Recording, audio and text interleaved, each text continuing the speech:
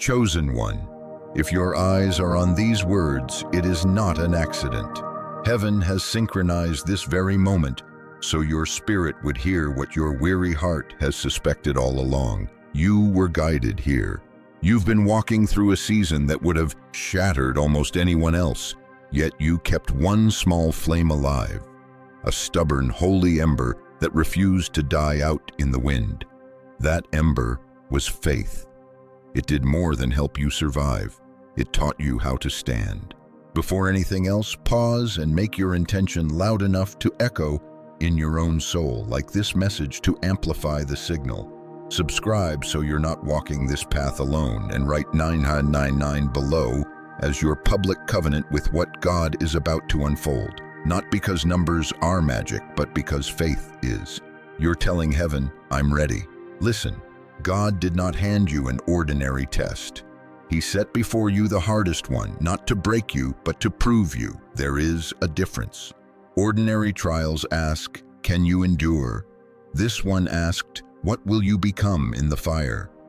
You've felt the nights press against your ribs like iron. You've asked why the weight wouldn't lift. You've stood at the lip of despair and heard a voice, not loud but steady, say, one more step. You took it. That wasn't luck. That was the hand of God on your back, guiding you through the furnace. The ancient promise still holds. I will refine them like silver and test them like gold. Zechariah 13:9. Refining isn't a metaphor. It's heat that pulls hidden dross to the surface so it can be skimmed away. You felt that, didn't you? The heat exposed what had to leave. The old fears, the reflex to self-sabotage, the need to be understood by people who were never assigned to your destiny. You didn't let the pain define you. You let it refine you. Others harden in the flame. You soften to God. Understand the weight of that. Heaven watched, earth watched, and hell also watched. The storm that swore it could snuff you out learned a terrible truth. Your light wasn't sourced from you. It was sourced from Him. That's why the winds eventually tired out and you didn't. Your endurance was borrowed strength. The enemy tried to make you mistake the fire for abandonment. God used the same fire as a training ground for authority. Think of Job. Wealth gone, family gone, health gone. He didn't curse God. He wrestled honestly, but he did not bow to bitterness. God restored him double. Think of Nelson Mandela. 27 years of concrete and iron, then he walked out without a heart poisoned by hatred, carrying a vision larger than his wounds. Those stories weren't written to shame you for struggling. They're signposts to say destiny sometimes takes the longest road on purpose. You're not ordinary either. Your path has been extreme because your calling is. Let's name what happened.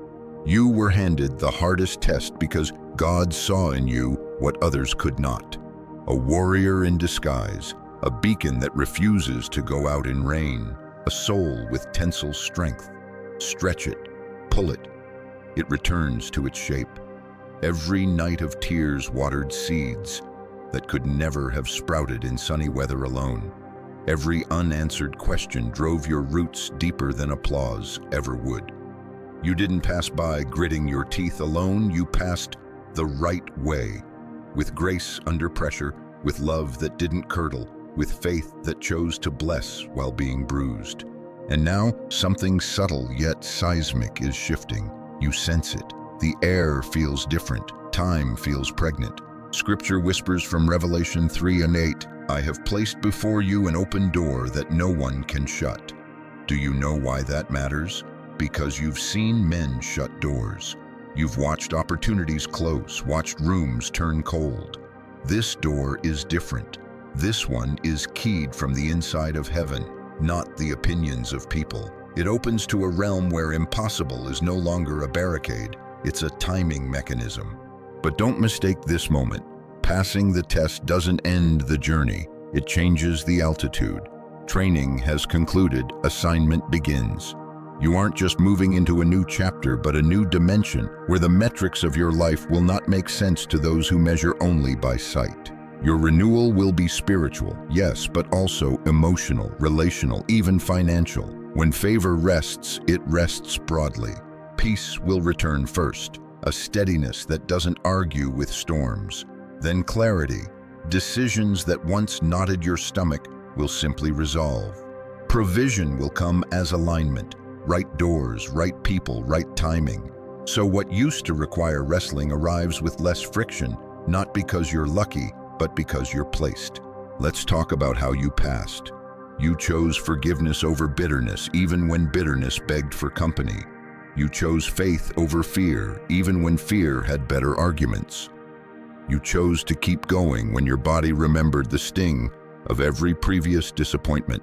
Each micro-choice laid a stone in a path only heaven saw forming. That's why rooms feel different when you enter. People can't name it, but they feel it. An authority that isn't loud, yet rearranges the furniture of the atmosphere. You didn't ask for that. The furnace forged it into you. This is also why the opposition fought so viciously. The enemy understood that if you cleared this threshold, you wouldn't merely be harder to defeat.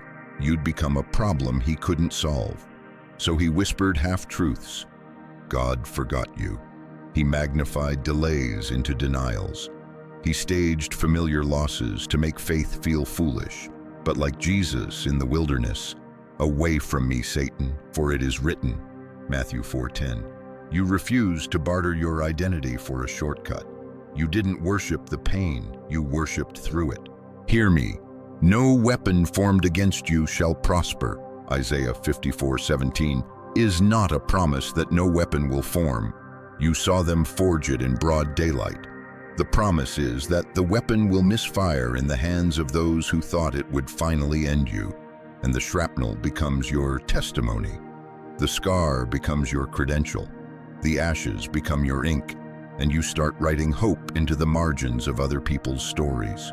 What does that mean for tomorrow? It means the next time a door needs opening, you won't beg. You'll knock with the quiet confidence of someone carrying a key. It means you'll stop rehearsing your losses and start rehearsing the word. It means the look in your eyes will unsettle both demons and despair because they'll see something they can't extinguish, a settledness that survived the furnace. So take this breath with me. Inhale, release the version of you that was built only to cope. Exhale, receive the version of you built to carry. You are not at the end of something. You are at the unveiling. The world will say, "How did they glow like that? Why is the room calmer when they speak?" And heaven will smile because the answer has always been simple. God's hand is on you and his light is shining through you. If your spirit bears witness, seal it. Type 999 as your marker in time, your Ebenezer stone, your "Thus far the Lord has helped us." Then stand up slowly, shoulders back, as if a mantle just settled there, because it did. This is your moment, chosen one. The heat is behind you, the door is before you. Walk. You've noticed it, haven't you? The way rooms shift when you enter, not because you demand attention, but because heaven travels with you. Authority isn't always a shout.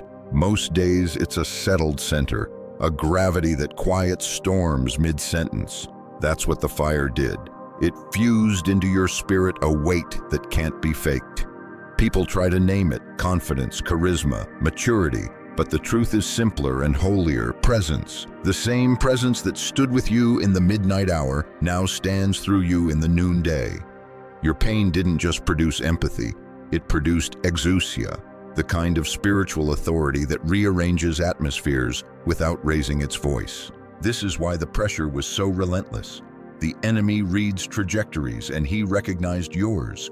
He knew that if you made it through the crucible without becoming cynical, you would carry something far more dangerous than talent. You would carry purity.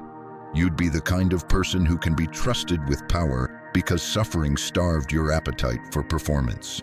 He threw confusion at your mind, fear at your chest, scarcity at your bank account, isolation at your friendships, anything to make you doubt the one who held you. He wanted you to worship the problem, but like your Lord in the wilderness, you answered the temptation with a blade sharper than anxiety. "Away from me, Satan, for it is written, worship the Lord your God and serve him only." Matthew 4-10. You didn't negotiate with darkness, you starved it. Understand, hell does not waste artillery on the harmless. The mere fact that you were targeted so surgically is heaven's backhanded compliment to your assignment. If your voice were trivial, the campaign to silence it wouldn't have been so well funded by the pit. But here you stand, scarred, yes, and somehow softer, humbled, yes, and somehow larger. The weapon formed, you saw it forged, aimed, fired, it rattled your ribs, but it did not prosper. Isaiah 54:17. The recoil, in fact, told you everything. The gunman miscalculated your resilience, underestimated your intercessor, and forgot that the furnace heats gold but destroys wax. You are not wax. Listen to me. The enemy's plan did more than fail. It inverted. What he sent to break you became your bridge. What he framed as humiliation became your education. What he hoped would become your prison became your platform. Your broken heart learned a new fluency, the language of mercy. Your tired body learned a new choreography, the choreography of rest. Your anxious mind learned a new literacy, the literacy of promises. You were not merely spared, you were taught. And now you speak with a timbre that can't be replicated by the unbroken, a timbre that says, I know the valley and I know the shepherd who walks it. This is testimony, not a highlight reel, but a holy record of God's fidelity under pressure. Testimony is not bragging on your survival, it is bragging on his nearness. That is why your story carries power beyond your biography. When you say, I almost quit, the room leans in. When you add, and then grace found me, the chains on other wrists start to itch. The Spirit who comforted you through the fire now comforts others through you. This is the mantle you felt settle on your shoulders, not celebrity, but service. Not spotlight, but light. Not platform seeking applause, but altar inviting encounter. Some will try to rationalize away your resilience. Let them. You don't need to convince anyone. Glass doesn't argue with stones, it simply doesn't shatter. Your proof is in the fire you finished. Your evidence is the peace you carry into rooms that forgot how to breathe. You don't have to recite your resume of wounds as validation. The fruit speaks, presence speaks, consistency speaks, even your silence speaks. Because peace is a sentence the demons still can't parse. Let's talk about self-mastery, because the test didn't measure only how long you could endure. It measured how you would choose under duress. Every time you blessed those who misunderstood you, you confiscated ground from darkness. Every time you withheld the clapback and let God vindicate you in his timing, you traded cheap relief for permanent authority. Every time you gave when you felt empty, prayed when you felt numb, stayed when quitting promised quick anesthesia, you braided cords of strength that now hold up others. Holiness grew practical. Worship became more than songs. It became your survival strategy. Do you feel the difference inside your own body? Your nervous system remembers, but it's not in charge anymore. The old alarms still flicker sometimes, but they no longer run the building. You can hear the siren and still choose wisdom. You can feel the tremor and still keep your hands open. This is healing, not the absence of memory, but the absence of mastery by the memory. The fire didn't erase your history. It redeemed your leverage. Now even the ache works for you. I want you to picture Jesus praying alongside you, the man of sorrows, acquainted with grief, who knows the texture of betrayal kisses and the sound of doors locking from the outside. He does not intercede as a distant judge. He intercedes as a brother who remembers splinters. I see him placing a hand between your shoulder blades, the same place you have carried invisible weight, and breathing with you until your exhale stops stuttering. This is why your authority feels so gentle. It has been tempered by someone else's scars. Your victory is not the denial of darkness, it is its displacement. Light does not argue with night. It arrives when you walk into workplaces, family gatherings, quiet coffees with the one friend who is barely holding on. You bring an unannounced sunrise. People won't always say it, but they'll reschedule just to be near that. It is not you they're addicted to, it is the peace inside you. Do not hoard it, pour it. The kingdom economy multiplies what you release. Hold your peace with open hands, and it will seep into carpets, calendars, and conversations you never attend. Now hear a sober truth. Authority attracts assignment and resistance. The enemy failed to destroy you on the back roads. Now he will attempt to distract you on the highways. He will offer you counterfeits, platforms without presence, speed without depth, crowds without covenant. Remember the wilderness negotiation. All this I will give you if you will bow down. A different verse in Matthew 4. The shortcut always asks for worship.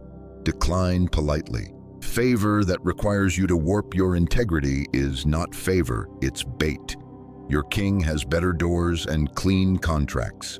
Practice your response now before the offer arrives.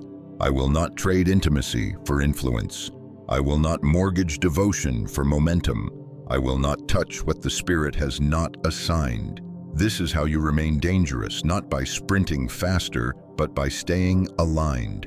Ephesians 6:11 isn't a slogan, it is a dress code. Put on the full armor of God so that you can take your stand against the devil's schemes. Armor isn't for panic, it's for posture. You don't flinch in armor, you stand. What does standing look like this week? It looks like ruthless honesty in prayer. It looks like choosing Sabbath when hustle culture calls you lazy. It looks like returning a harsh text with a soft answer that turns away wrath. It looks like budgeting with faith and wisdom, refusing both poverty fear and prosperity pride. It looks like drawing boundaries with love, not as walls to punish, but as fences to protect what God is growing in you. Standing looks like 1,000 small obediences that accumulate into a river of peace. Let me say this as plainly as I can. You are not the same. The mirror might disagree. Let it. Heaven's records have already been updated. You walk differently now. Shoulders less clenched, eyes less frantic, steps less apologetic. You speak from your belly, not from the performative pitch of needing to be liked. You carry a calm authority that makes chaos forget its lines. And you are about to discover that your testimony is a master key, one that unlocks doors in other people's houses. You will watch faces lighten as you tell the unglamorous truth about how God met you. You will feel rooms warm when you bless rather than boast. You will see tears become prayers and prayers become plans. So let the enemy tremble. He's read the update too. He knows what you carry and he can do math. A refined soul plus obedience equals outcomes he cannot model. Keep your ear to the heart that carried you through the fire. Keep your feet where peace lives. Keep your hands open to give and receive. And when the next whisper comes, because it will, answer it with the same blade that saved you the first time. It is written. Then walk on. Your shadow is long now, not because the light is dim, but because it is behind you, pushing you forward. Chosen one, lean in now, because this is where the horizon opens. You didn't just limp across the finish line of your test. You crossed into a territory where new doors stand waiting, and these doors are different. Revelation 3:8 declares it, I have placed before you an open door that no one can shut. That line should echo inside you like a drumbeat. You've seen men shut doors. You've seen supervisors withdraw offers. Friends retreat. Whole opportunities collapse like scaffolding. But these doors, they are not controlled by the whims of men. They are keyed from within heaven itself. No lockpick of jealousy, no sabotage of gossip, no bureaucracy of flesh can seal what God himself has already swung open for you. What is behind those doors? Abundance, yes, but not abundance the world counterfeits in shiny trinkets. This abundance begins with peace, the kind of peace that silences insomnia, slows your breath, and steadies your hand when chaos rattles the walls. It unfolds as joy, not surface laughter that fades at dusk, but marrow-deep gladness that refuses to bow to circumstances. It matures as relationships that finally align with your assignment, people who don't drain your spirit but ignite it. And yes, provision too. Finances you once chased now begin to seek you, not because you became greedy, but because you became trustworthy. Psalm 23:5 says, "You prepare a table before me in the presence of my enemies." Imagine the audacity, God setting a feast right where opposition has to watch. That's the season you're entering. But here is the secret. This shift requires identity. You cannot drag your old self through the new door. That self was built to endure fire, not to steward favor. 2 Corinthians 5:17 says it plainly. Therefore, if anyone is in Christ, the new creation has come.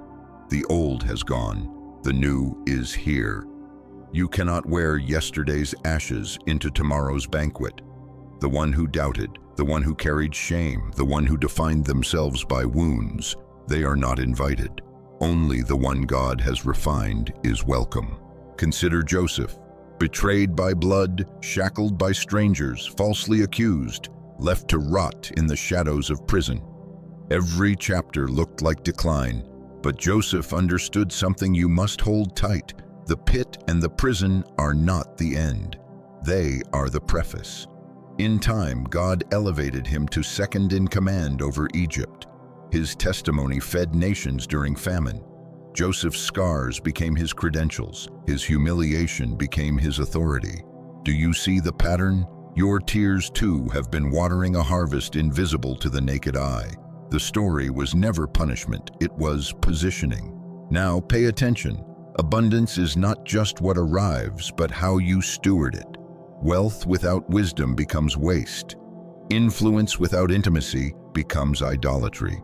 Opportunities without obedience become detours. God is not just giving you gifts, He is entrusting you with tools for kingdom work. That means the abundance you're about to walk into will ask for maturity. You will be called to share, to give, to lift others. Luke 12:48 whispers its warning. From everyone who has been given much, much will be demanded. This isn't a threat, it's a coronation vow. Heaven trusts you because the furnace burned away the ego that would have misused the blessing. Right now, you might feel a twinge of hesitation. Can I really handle what's coming? That's normal. But hear me, the very fact you ask that question proves you're ready. Pride doesn't ask, it assumes. Humility pauses, checks its motives, and leans harder on God. That's why you're safe to bless. You don't want the stage for applause, you want it for impact. You don't want the money for status, you want it to meet needs. You don't want the open door for ego, you want it to display God's glory. This is the new you God is unveiling. So here's what we do now. Seal this revelation with faith.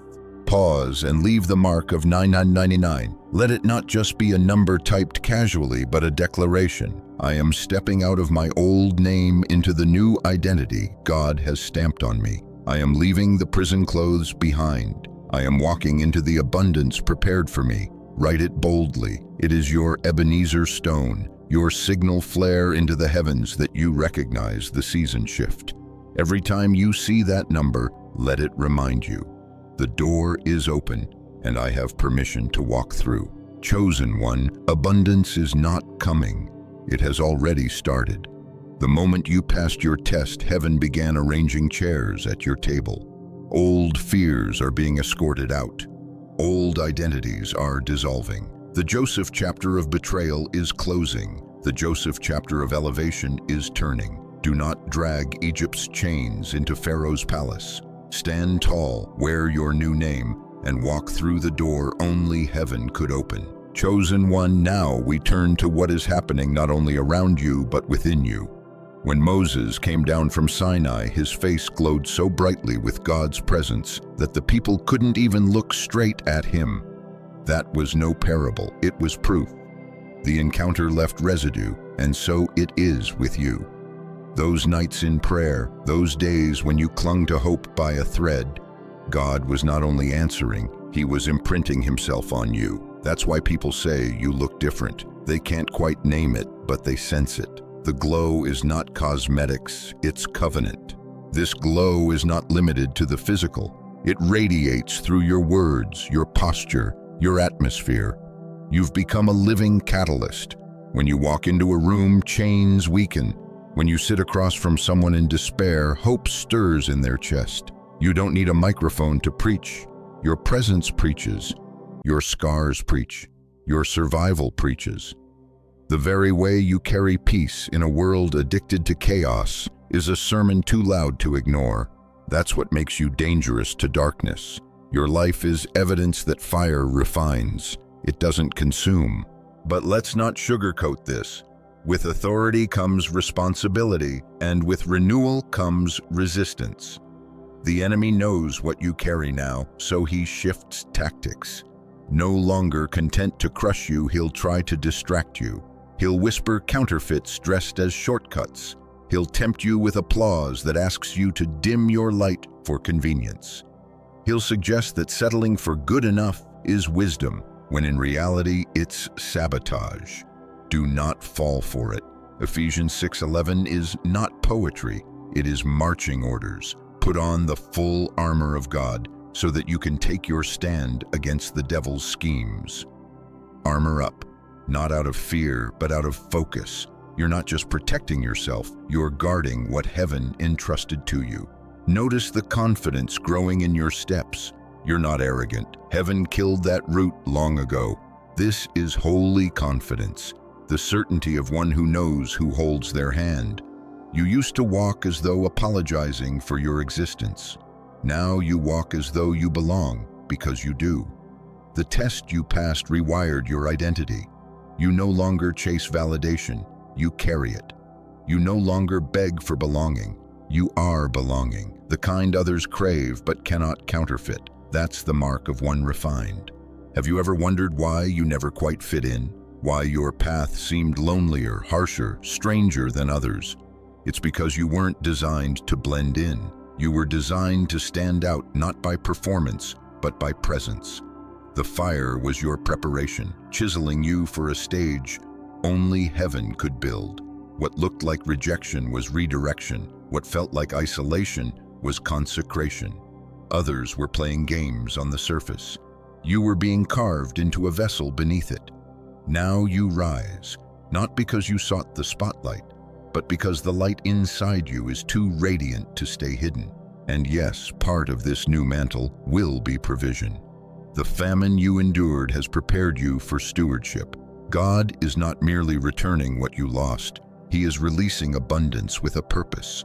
A financial breakthrough is coming, not to inflate your pride, but to extend your reach. You will be entrusted with resources, opportunities, and networks. And with that comes responsibility. Luke 12:48 says it best. From everyone who has been given much, much will be demanded. This is not a warning to shrink back. It's an invitation to rise higher. You will not just receive, you will redistribute. You will not hoard, you will harvest and feed. Your increase will be others' lifeline. So pause for a moment. Breathe this truth. You are glowing with His presence, armored with His word, walking with His confidence, standing in His abundance. And now take your step of faith. Leave the seal again, type 999. It is more than a symbol. It is your reminder that you are not returning to who you were. You are walking into who you are becoming. The old has been burned away. The new is standing tall. Chosen one, let us talk now about the power of your presence. You've probably noticed it, how people pause mid-sentence when you walk into a space, how tension loosens without explanation, how conversations shift course when your voice enters the room. This isn't coincidence, it is anointing. Your presence carries a divine current, an invisible frequency that unsettles darkness and steadies those who are drowning. Rooms don't change because you're loud. They change because heaven is loud through you. That's the mantle you earned in the fire. Spiritual gifts have been stirred inside you. Some of them you may have already glimpsed. The sharp discernment that sees through masks, the intuition that senses danger before it arrives, the compassion that makes strangers spill their hearts at your feet. These are not quirks of personality. They are divine tools. The furnace unlocked them. The tears watered them. Now they function not as ornaments, but as weapons of light. You are being equipped to walk through places others fear, to speak words that pierce through deception, to carry love that feels like oxygen to the suffocating. Do not be surprised when sudden lies begin to appear, the unexpected job offer, the conversation that opens a door you never knocked on, the message that feels too perfectly timed to be random. All of these are divine appointments. Hebrews 11:6 reminds us, without faith it is impossible to please God, because anyone who comes to Him must believe that He exists and that He rewards those who earnestly seek Him. You sought Him in the darkness, and now heaven is repaying you in the light. The reward is not always wrapped in gold. Sometimes it's wrapped in clarity, in peace, in timing that makes everything align. Speaking of peace, have you felt it? The calm inside your chest that doesn't make sense to the outside world. That's Philippians 4:7 alive in you. The peace of God, which surpasses all understanding, will guard your hearts and your minds in Christ Jesus. You've been through storms that should have left you trembling, yet here you are, steady, unshaken, even radiant. That peace is more than a gift. It's a guardrail. It keeps you from rushing when the world panics. It anchors you when lies try to pull you back, and it overflows. Others borrow calm simply by standing near you. This, chosen one, is holy confidence. Not arrogance, not bravado, but a deep knowing that the God who pulled you through the furnace walks every step with you still. You don't stumble into rooms as if unworthy. You enter as an heir because your Father owns the house. You don't hesitate to speak truth because you know it isn't your words that carry the weight. It's His breath moving through you. Confidence like this doesn't need to be proven. It simply is, and it is magnetic. Remember, you never fit in because you were never meant to. Blending would have buried your calling. You were set apart, not to be superior, but to be luminous. The test was your initiation. The scars are your seal. Now you are rising as the one you were always meant to be, a carrier of peace, a walking testimony, a lighthouse on stormy coasts. Take this moment to seal your faith again. Write 999. Let it echo as your declaration. I am aligned. I am armored. I am radiant. I am ready. You are not chasing purpose anymore. You are embodying it. And the world, chosen one, is about to witness what heaven has been building in silence all along. Chosen one, the test you endured was never wasted. It was a sacred forge. Every tear, every night of silence, every unanswered prayer was a hammer striking, shaping, refining. You are no longer raw metal, you are a vessel. And because you prove faithful in the furnace, heaven is now clothing you in favor. Psalm 5:12 promises, "Surely, Lord, you bless the righteous. You surround them with your favor as with a shield." Do you feel that? It's not imagination. Favor is resting on you like armor, protecting you, propelling you, preparing you. This favor is not abstract. It is about to show up in specific ways. You may step into rooms you never thought you'd enter. Emails will arrive that rewrite your trajectory. Conversations will open into partnerships. It will feel sudden, but it is not sudden. It is scheduled.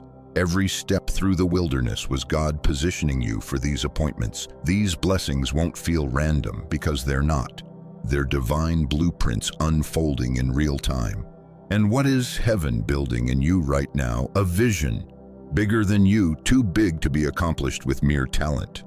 It may take the form of a business that uplifts communities, a ministry that pulls people out of despair, or a creative work that sets hearts on fire. Whatever the form, the vision is not just a dream. It is a divine assignment. Deuteronomy 31:6 reminds you, "Be strong and courageous. Do not be afraid or terrified, for the Lord your God goes with you. He will never leave you nor forsake you. If God is birthing this vision in you, He will also father it into reality. But stepping into that blueprint requires something uncomfortable: pruning.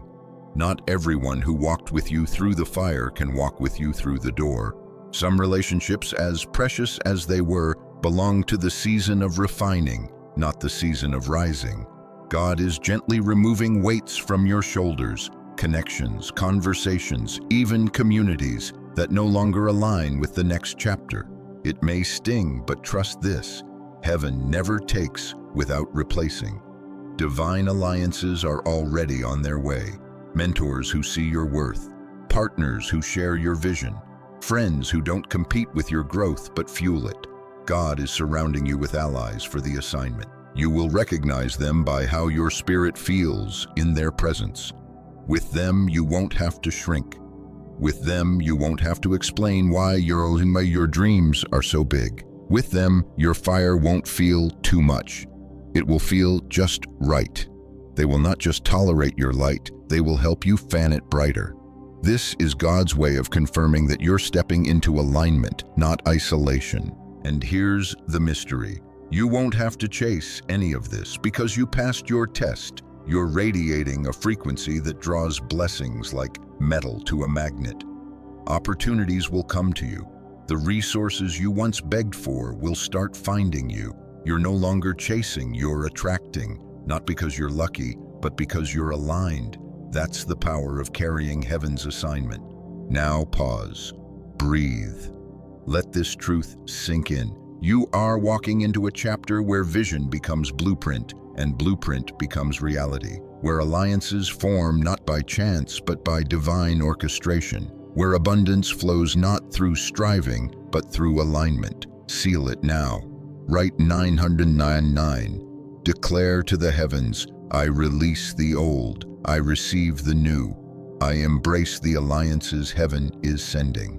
Chosen one, the frequency is shifting, the doors are swinging, and your circle is about to transform. You are not alone in this next chapter. You are surrounded, shielded, and strategically placed. Chosen one, this final movement is not a conclusion, it is a coronation. You are not standing at the end of your journey, but at the unveiling of your authority. For so long you walked as though surviving, but now you rise as one who is sent. Romans 4:17 declares that God calls into being things that were not. And now He calls you, not as a wanderer, but as a co-creator. You carry the same breath that spoke galaxies into order, and with it you have permission to shape your world with words. Every declaration of faith is a seed. Speak life, speak healing, speak abundance. Watch the harvest come. But remember, this power requires roots. Authority untethered becomes arrogance.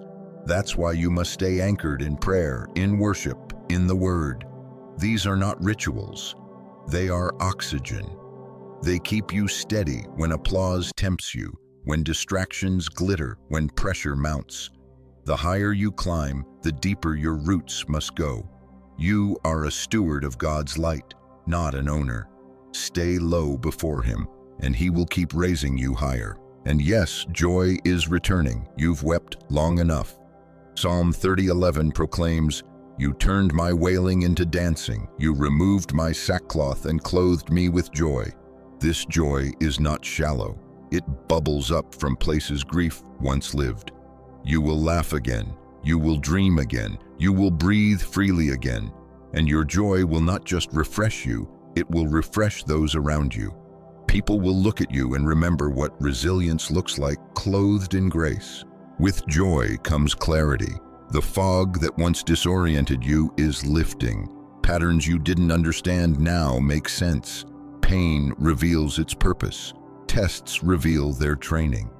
You are beginning to see with heaven's lens, and clarity is power, because when you can see, you can walk with intention. No more circles, no more wandering. Every step now is targeted, purposeful, aligned with destiny. This clarity births authority. Isaiah 41:15 says, See, I will make you into a threshing sledge, new and sharp with many teeth. When you speak now, atmospheres shift. When you pray, mountains tremble. When you move, heaven moves with you. You are not just a participant in history, you are a shaper of it. Your very life is a sermon, and your testimony is about to echo across generations. Understand this, you are building a legacy. The blessings pouring onto you are not just for today, they are generational. Your children, your community, your spiritual lineage will inherit the fruit of your faith. Just as Abraham's obedience opened a covenant that touched nations, your obedience is writing ripples that will outlast your years. You are not merely changing your story, you are shifting entire bloodlines, bending entire communities toward light. Chosen one, hear the voice of heaven. You are ready, not ready in theory, but ready in truth. The test was not the finale, it was the rehearsal. This stage, whether it is a platform, a ministry, a family, or a quiet corner where lives are touched one by one, belongs to you. Step into it, shoulders back, head lifted, eyes clear, not by your own merit, but by the mantle laid on you.